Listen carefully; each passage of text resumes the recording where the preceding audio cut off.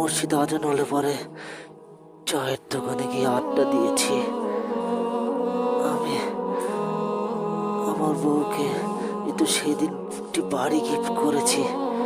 আমি আমার স্ত্রীকে প্রচণ্ড ভালোবেসেছি।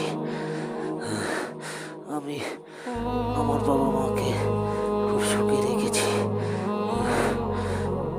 নামাজ পড়িনি, তবুও আমি বড্ড ভুল করেছি। দুনিয়াতে আমি মানুষের উপর অত্যাচার করেছি, মানুষের সাথে খারাপ ব্যবহার করেছি।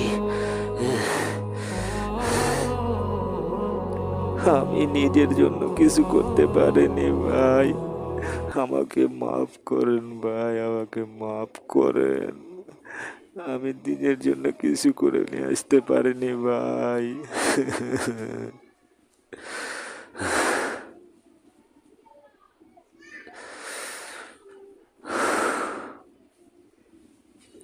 আর